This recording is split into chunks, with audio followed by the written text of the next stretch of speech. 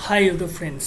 तो आज मैं ये वीडियो बना रहा हूँ साइबर क्राइम के द्वारा अकाउंट फ्रीज के ऊपर। ठीक है, एक्चुअली मैं लास्ट 6-7 महीने से सफ़र कर रहा हूँ इस प्रॉब्लम से। सोचा आप लोगों के लिए शेयर कर दूँ, आप लोगों से किसी को हेल्प मिल पाए और मुझे भी कुछ हेल्प मिल जाए इसके द्वारा। क्योंकि मैं 6 महीने से भटक रहा हूँ, मेल कर रहा हूँ, कॉल कर रहा हूँ, लेकिन मुझे अभी तक कोई सहायता नहीं मिला। हो सकता है ये वीडियो थोड़ी बड़ी हो और आप लोग से रिक्वेस्ट रहेगा अगर कोई मेरा हेल्प कर सके, ठीक है, तो प्लीज़ मुझसे कांटेक्ट कीजिए। मेरे कमेंट में जो है आप कमेंट करके मुझे बताएं कि मुझे आगे क्या करना है, या कंप्लेन करूँ तो क्या करूँ भाई, कैसे मैं रिलीफ पाऊँ इस प्रॉब्लम से, कैसे मेरा अकाउंट अनफ्रीज हो।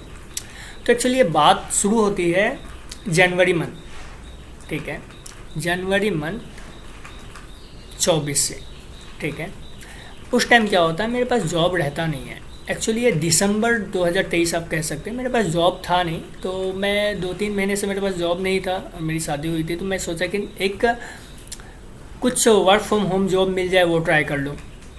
तो इसी बीच मुझे एक फेसबुक पे मिला, मेरे पास जॉब नहीं था, मैं सोचा चलो ये ट्राई करता हूँ, ये लिंक क्या है फेस वर्क फ्रॉम होम का। और मैं माइंडसेट रखा था इसमें फर्जी होते, इसलिए मैं अपना यूपीआई डिटेल कुछ भी नहीं दूंगा। अगर ये शुरू किया तो मैं स्टॉप कर दूंगा। लेकिन क्या होता है, वहाँ पे मुझे सिंपल सा टास्क दिया जाता है, कहा जाता है आपको 5 या 10 पिक्चर लाइक करना है, जिसके बदले में आपको 150 रुपये मिलेंगे।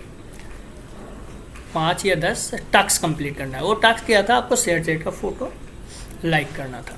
ठीक है, तो मैंने टास्क किया, उन्होंने मुझे कहा कि ठीक है आपने कंप्लीट किया, इसका स्क्रीनशॉट भेजो। मैंने स्क्रीनशॉट भेज दिया, कहा आपके अकाउंट में 150 रुपये भेज दिए जाएंगे। तो यूपीआई डिटेल मांगा या बैंक डिटेल, मैंने कहा यूपीआई तो शेयर करनी नहीं है। मैंने उन्हें बस नाम, आईएफएससी कोड नंबर और बैंक अकाउंट डिटेल शेयर किया। और आप लोगों को बताना चाहूँ कि अगर आपको ऑनलाइन अगर ऐसा कुछ मिल रहा है, आपको डाउट हो, फ्रज हो, तो प्लीज़ ये सारी चीज़ भी किसी से शेयर नहीं करना, क्योंकि कितनी बड़ी प्रॉब्लम हो सकती है मुझे अभी पता चल रहा है। तो क्या हुआ, मैंने शेयर किया, उन्होंने मुझे 150 रुपये सेंड कर दिए। मैं खुश हो गया, वाह बहुत अच्छी चीज़ है, बैठा हुआ जॉब नहीं है, 150 रुपये आ गए। फिर उन्होंने मुझे और एक टास्क, सेकंड टास्क असाइन किया, जिसमें मुझे 20 टास्क कंप्लीट करना था, जो कि 20 फ़ोटो लाइक्स थे, और मुझे 300 रुपये वो देंगे बताया। मैंने वो भी कर दिया। उसके बाद क्या हुआ, उन्होंने मुझे 300 रुपये फिर से सेंड कर दिए। लेकिन मुझे एक डाउट हुआ, क्योंकि ये दो पैसे जो आए थे 150 रुपये और 300 रुपये, ये अलग अलग अकाउंट से आए थे। तो एक डाउट हुआ कि ये कैसे हो रहा है। इतने में मुझे तीसरा टास्क असाइन हुआ, जिसमें कहा गया एक टास्क, तीसरा टास्क, जिसमें 30 टास्क थे। मतलब थर्ड नंबर में मुझे 30 टास्क थे असाइनमेंट में, जिनमें से एक था जिसमें मुझे 1000 से लेके लगभग 15,000 तक रुपए उनको ट्रांसफ़र करने थे। बदले में वो मुझे जो भी मैं पैसा दे रहा हूँ उसका 150% एक्स्ट्रा वापस करेंगे। मुझे समझ में आ गया भैया ये फ्रॉड है। ठीक है, अगर मैं 1000 ट्रांसफ़र करता हूँ तो वो मुझे 1500 देंगे, मैं 10,000 करता हूँ तो वो 15,000 देंगे। तो इतनी आसानी से तो इतना पैसा तो नहीं मिल सकता, मुझे पता चल गया, और इतना पैसा था भी नहीं। तो मैंने उसे वहीं स्टॉप कर दिया। मैंने कहा कि भैया मुझे और ये नहीं करनी है। फिर मस्त उसके बाद जनवरी 22 को मैं एक यूपीआई ट्रांजैक्शन करने गया, तब मुझे पता चला मेरा अकाउंट फ्रीज़ है। कैसे क्या कुछ पता नहीं। मैंने अपना बैंक के कस्टमर केयर में कॉल किया, ये आईडीएफसी फर्स्ट बैंक का कस्टमर केयर में कॉल किया। उन्होंने मुझे बताया कि मेरा अकाउंट फ्रीज़ हो चुका है, किसी ने साइबर क्राइम में कंप्लेन किया है मेरे अगेंस्ट में। मैंने बोला वो कैसे, तो बोला आप नियर बाय पुलिस स्टेशन में जाओ। मुझे एक नंबर दिया उन्होंने, बोला ये नंबर लेके जाओ, वो हेल्प करेंगे। तो मैं बेंगलोर होसा रोड पे रहता था, और ये बेंगलोर साइबर क्राइम डिपार्टमेंट मेरा बहुत ख़राब एक्सपीरियंस रहा। ठीक है, मुझे नहीं लगता कि ऐसा किसी के साथ होना चाहिए, इतना ख़राब एक्सपीरियंस हुआ। तो मैं बताता हूँ, हो सकता है थोड़ी वीडियो बड़ी हो जाए, लेकिन ये आपको भी हेल्प मिलेगा इस वीडियो के द्वारा। और अगर आप में से कोई मुझे अगर हेल्प कर सकते हैं तो प्लीज़ कमेंट में कमेंट करके बताइए, या मैं नंबर भी दे रहा हूँ। मेरा नंबर है 6361003478। ठीक है, तो इस नंबर पे कॉल करके भी मुझे हेल्प कर सकते हैं आप। ठीक है, मैं जनरल बीपीओ सेक्टर में काम कर रहा हूँ, लास्ट 6 साल से बेंगलोर पे था, अभी 6 महीने से कोलकाता में हूँ। हाँ, तो फिर आते हैं हमारे मेन मुद्दे पे, मेरी अकाउंट फ्रीज पे। तो क्या हुआ, मैं नियर बाय पुलिस स्टेशन में गया वो नंबर लेके। उन्होंने कहा होसा रोड में था ये, उन्होंने कहा कि यहाँ नहीं होगा, आप साइबर क्राइम ऑफिस में चले जाए। उन्होंने मुझे सजेस्ट किया एचएसआर में है, वहाँ जाओ। तो मैं एचएसआर पे गया। उन्होंने वो नंबर देखा और कहा ये यहाँ नहीं हो सकता, कुछ भी नहीं किया, बस वो नंबर लिया, देखा ये कंप्लेन आपका महाराष्ट्र में है, यहाँ नहीं होगा, आपको महाराष्ट्र जाना पड़ेगा, कुछ नहीं, ये कुछ भी नहीं हो सकता। उन्होंने ऐसा बता दिया, मैं डिप्रेस हो गया। फिर मैंने कहा चलो एक बार बैंक में जाके बात करता हूँ। मैंने बैंक में बात किया तो बैंक के जो एम्प्लॉय थे वो बहुत अच्छे थे, उन्होंने बताया नहीं आपका जो कंप्लेन है वो बेंगलोर में ही है, ठीक है मैं डिटेल प्रोवाइड करता हूँ। तो उन्होंने डिटेल प्रोवाइड किया मुझे नॉर्थ डिवीज़न यशवंतपुर जो साइबर क्राइम डिपार्टमेंट का पुलिस स्टेशन है, बोला ये आप वहाँ पे जाओ, या वहाँ से कंप्लेन है, वहाँ सॉल्व हो जाएगा। तो मुझे कुछ अच्छा लगा। मैं फिर जैसे कि जॉब मेरा था नहीं वैसा, मैं फिर निकल गया दूसरे दिन यशवंतपुर के लिए। यशवंतपुर पुलिस स्टेशन में गया, एक लेडी थी, उन्होंने बहुत अच्छे से उन्होंने बात किया और उन्होंने मुझसे वो कंप्लेन नंबर मांगा, उसको मैंने दिया, वो जाके भीतर ऑफिस में चेक किया और उन्होंने मुझे एक एक्नॉलेजमेंट नंबर जो होता है वो प्रोवाइड किया और बताया कि आपका कंप्लेन जो है ये कोई साई विनीता, सॉरी नाम क्या है उनका, बी साई विजेता नाम की एक लेडी है, उन्होंने कंप्लेन किया है। फिर उन्हीं से मुझे बात करके पता चला कि उन्होंने कहा कि आप जो है ये अमृतसर पुलिस स्टेशन पे जाना पड़ेगा, आपको ये आता है वहाँ पे जाना पड़ेगा, ये लगभग हिब्बल से थोड़ा आगे है, मुझे पता नहीं था। मैं वहीं से फिर डायरेक्टली वहाँ पे गया अमृतसर पुलिस स्टेशन। वहाँ जाके मैं प्रकाश सर से मिला। उन्होंने क्या कहा, उन्होंने वो PSI का नंबर लिया, उनको कॉल किया, उनके हस्बैंड आए आधे एक घंटे बाद। उन्होंने बताया कि अच्छा आप ही हो, आपका अकाउंट फ्रीज हो गया। मैंने कहा हाँ। तो उन्होंने कहा ओके, इस बीच प्रकाश सर ने कहा कि आप दो बाहर जाके बात कर लो। तो उन्होंने बात किया, उन्होंने कहा कि क्या मैं आपका ट्रांजैक्शन देख सकता हूँ। मैं बोला ओके, इसमें कोई दिक्कत नहीं है, ऐसे कोई क्रेडिट डेबिट होने वाली नहीं थी क्योंकि जॉब थी नहीं। तो मैंने उनको लास्ट 2 महीने का ऐसे ट्रांजैक्शन दिखाया। मुझे उन्होंने एक लास्ट कंपनी का जो है एक ट्रांजैक्शन सैलरी वाला देखा। उन्होंने कहा ये बड़ा ट्रांजैक्शन कैसे, मैंने उनको दिखाया, मेरा लास्ट कंपनी का सैलरी था, ठीक है। तो वो देखे, बाकी चीज़ें देखा और उन्होंने बताया कि मेरे साथ भी सेम हुआ, लेकिन आप तो रुक गए। मैंने जब वो 1000 कहा था मैंने ट्रांसफ़र किया, उन्होंने उसके बाद 30,000 किया, उसके बाद उन्होंने 50,000 किया, उनको 60,000 या 70,000 जो भी मिले, उसके बाद उन्होंने एक बार 1,30,000 रुपये ट्रांसफ़र कर दिए। सोचिए यार, मैं वहाँ पे 1,000 नहीं किया तो हो जाती है किसी से गलती। एक्चुअली वो लेडीज़ थी और मे भी उनके हस्बैंड को नहीं पता था इन पूरी डिटेल में। हाँ, उन्होंने उनके हस्बैंड को भी, जिनकी लेडी थी, उन्होंने अपने हस्बैंड के भी अकाउंट से ये किया था। और ये जो अकाउंट फ्रीज है उन मेरा PSI का, उनके हस्बैंड का, मतलब जिनसे भी ट्रांजेक्शन हुआ था सारे का अकाउंट फ्रीज था। तो उन्होंने कहा ओके मुझे तुमसे कोई इशू नहीं है। उन्होंने जाकर प्रकाश सर को कहा कि मुझे इनसे कोई इशू नहीं है, इनका आप अकाउंट अनफ्रीज करने का जो भी प्रोसेस है वो कर दो। और ये जो कंप्लेन था, ये कंप्लेन था एक्चुअली 150 रुपये मेरे अकाउंट में क्रेडिट हुई थी उसके रिगार्डिंग, ठीक है। सिर्फ 150 रुपये के लिए मेरे अकाउंट में लगभग 8-9 हज़ार रुपये थे अभी तक रुके हुए, ठीक है। और हर महीने मेरे 6 महीने से चार्ज लग रहा है अकाउंट्स में। वो अकाउंट से मैंने कुछ ट्रेडिंग कर रखा था, तो जो भी आ रहे हैं पैसे वो हर दिन उड़ जा रहे हैं हर मंथ। तो ये सफ़र तो मैं कर ही रहा हूँ। 150 रुपये के लिए मुझे ऐसा लगता है कि मैं अभी तक 2-2.5 हज़ार रुपये खर्च कर चुका हूँ इसके ऊपर। लेकिन मुझे वो अकाउंट ओपन करना था, या फिर मुझे कहना है कि ये मुझे लग रहा था ये हो जाएगा। ऐसे कोई नहीं है, मैं तो गिल्टी, मैं इतना बड़ा कोई क्राइम किया नहीं हूँ जो मैं डरूँ या मेरा कोई प्रॉब्लम है। मैं भी एक फ्रॉड का शिकार हुआ हूँ। और मैंने यूट्यूब भी देखा, मैं एक वीडियो देखा था, एक सर ने दिल्ली का है, उन्होंने एक ऐसा हुआ था उनके अकाउंट में 30,000 रुपये क्रेडिट हुआ था और उनका कंप्लेन जो है महाराष्ट्र में रेज हुआ था और उन्होंने बताया 3-4 दिन के अंदर उनका एक प्रॉब्लम सॉल्व हो जाता है। तो मुझे भी उसी के लिए एनर्जी था। तो बाय द वे फिर से आता हूँ मैं अपनी जर्नी पे, अपने प्रॉब्लम पे। तो अमृतसर पुलिस स्टेशन से मुझे जैसा कि बताया गया, तो उन्होंने बता दिया। तो प्रकाश सर ने कहा ओके ठीक है, मैं आपको बताता हूँ बाद में। मैं वापस आ गया, फिर 2 दिन गए, 4 दिन गए, मुझे कोई रिस्पांस नहीं मिला। तो फिर लगभग 1 वीक बाद मैं फिर गया। मैंने कहा प्रकाश सर मेरा अकाउंट अभी तक अनफ्रीज नहीं हुआ है। उन्होंने कहा कि मेरे पास तो कोई कंप्लेन ही नहीं है। तो मैंने कहा आपने तो उनसे बात की थी। तो बोला वो वैसा नहीं होता है, उनको रिटर्न में कंप्लेन देना पड़ता है। मैंने कहा कि रिटर्न में नहीं, उनको कंप्लेन करना पड़ता है। तो मैंने कहा मैं यशवंतपुर पुलिस स्टेशन में बात किया, उन्होंने बताया कि कंप्लेन है, आप बोल रहे हैं कि वो साइबर क्राइम नॉर्थ डिवीज़न का है, वो आपसे ये। तो उन्होंने कहा नहीं ऐसा नहीं है, मेरे पास कोई कंप्लेन नहीं है। तो मैंने कहा ओके आप ये बात बता दीजिएगा, क्या मैं आपका नंबर ले सकता हूँ। उन्होंने नंबर दिया अपना।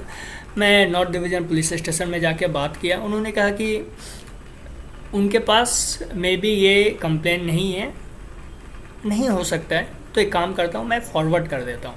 इस बीच जो सर थे, ज़्यादा एज का नहीं था, 20-25 के थे, बहुत अच्छे थे। उन्होंने वहाँ नॉर्थ यशवंतपुर साइबर क्राइम में सब ने बहुत अच्छे से बात किया, लेकिन बात किया उन्होंने फॉरवर्ड कर दिया और कहा अब हो गया है, अब आप जाओ अमृतसर। मैं अमृतसर गया, वो कह रहा है मुझे ऐसा कुछ मेल ही नहीं मिला। अब मुझे नहीं पता कौन इनमें से सही था, कौन इनमें से गलत था, लेकिन उन्होंने डायरेक्ट डिले कर दिया, मेरे पास कोई मेल नहीं आया, मैं आपका कोई हेल्प नहीं कर सकता हूँ।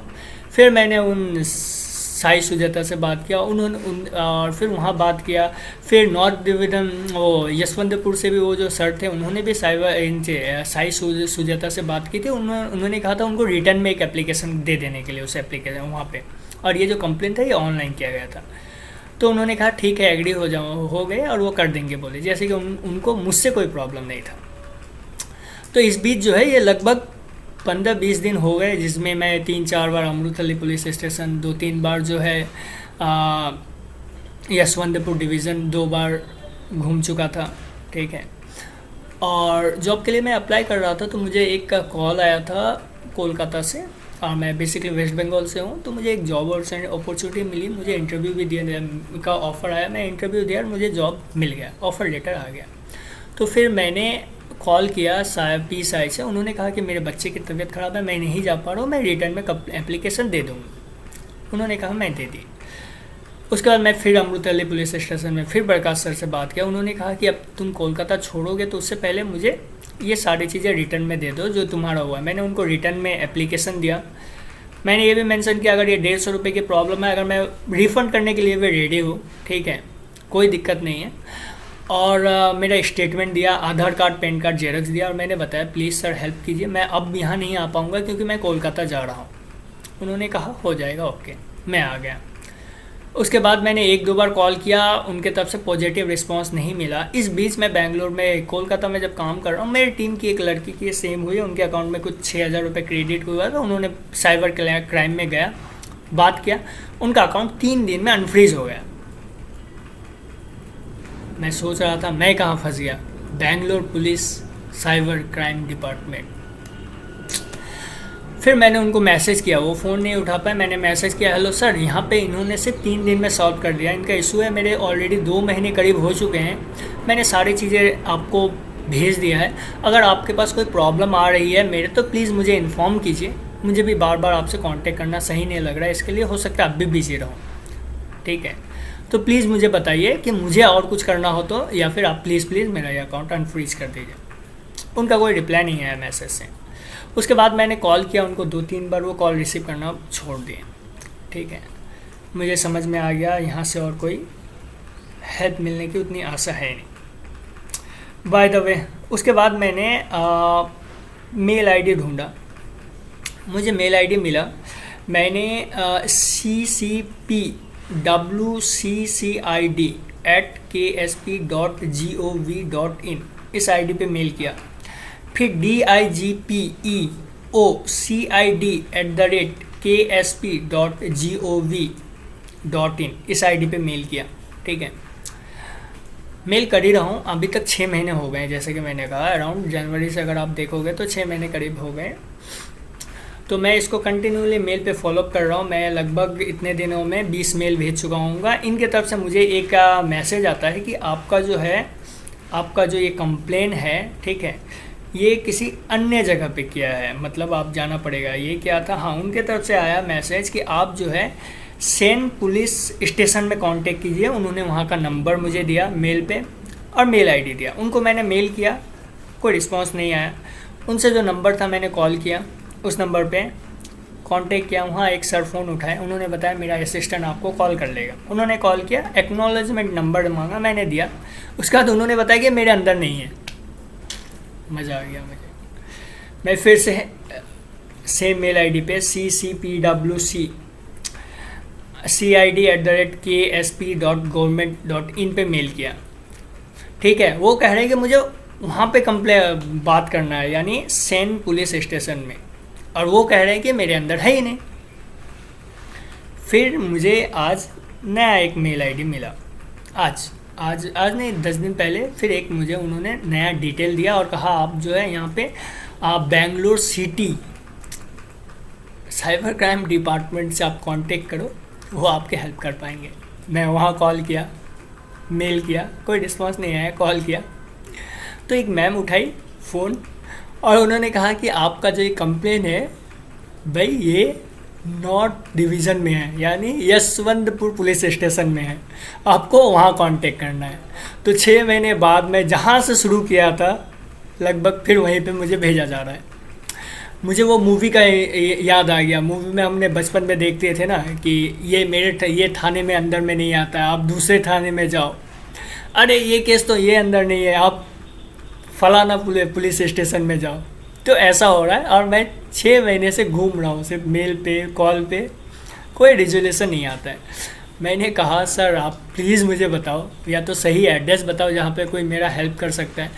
इवन मैं सारे डॉक्यूमेंट्स जब अमृतसर पुलिस स्टेशन में जमा कर चुका हूँ, वो भी एक्नॉलेजमेंट कर चुके हैं, वो रिटर्न में कंप्लेन हो चुका है वहाँ पे, ठीक है, फिर भी कहाँ प्रॉब्लम है मुझे अभी तक कुछ समझ में नहीं आया, ठीक है।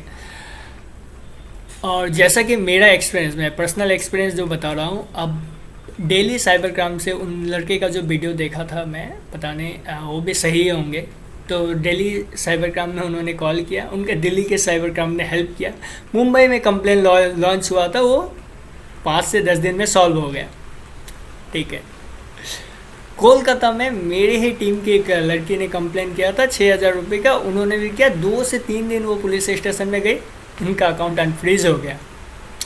पता नहीं मैंने क्या पाप किया कि मैं बेंगलोर साइबर क्राइम डिपार्टमेंट में फंस गया।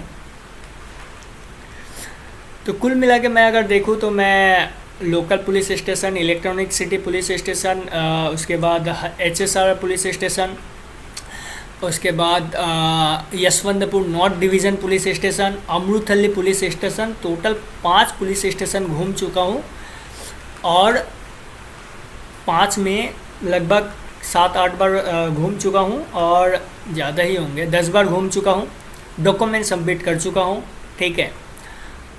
और अभी तक मेरा केस कौन सॉल्व करेगा ये किसी को पता नहीं है।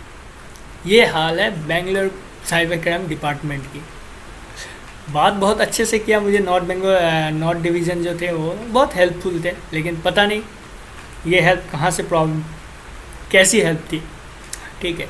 तो मेरा ये वीडियो बनाने का मकसद ये है कि आप लोग भी ये प्रॉब्लम सुनिए, ठीक है। अगर इसके साथ किसी के साथ ऐसा होता है तो सोच लीजिए। हाँ, एक चीज़ और बताना भूल गया, नॉर्थ डिवीज़न यशवंतपुर जो पुलिस स्टेशन में था, तो उन्होंने वो जो सर थे उन्होंने मुझे बातों बातों में बताया था कि रमज़ान भाई आप जो है अब नया एक अकाउंट ओपन कर लो, अनऑफिशियल बताया था,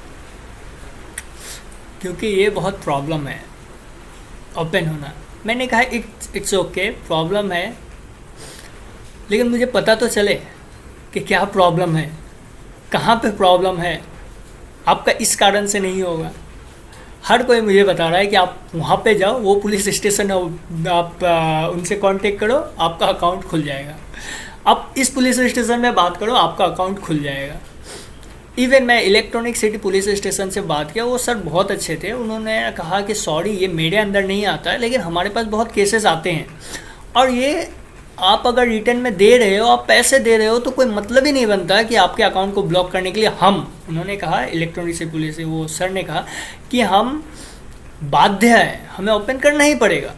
लेकिन पता नहीं ये अमृतसर पुलिस स्टेशन को क्या प्रॉब्लम हो रही है, या फिर बेंगलोर की ये north division cyber crime department को क्या प्रॉब्लम हो रही है।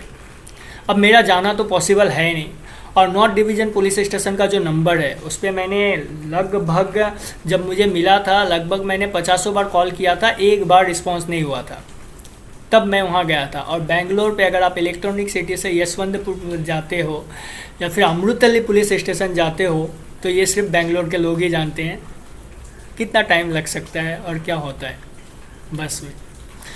तो बहरहाल देखिए, आपसे उम्मीद करता हूँ, रिक्वेस्ट करता हूँ, अगर कोई है जो मेरा हेल्प कर पा दे तो प्लीज़ हेल्प कीजिए। मैं बहुत परेशान हो चुका हूँ, मुझे कोई रास्ता दिखाए।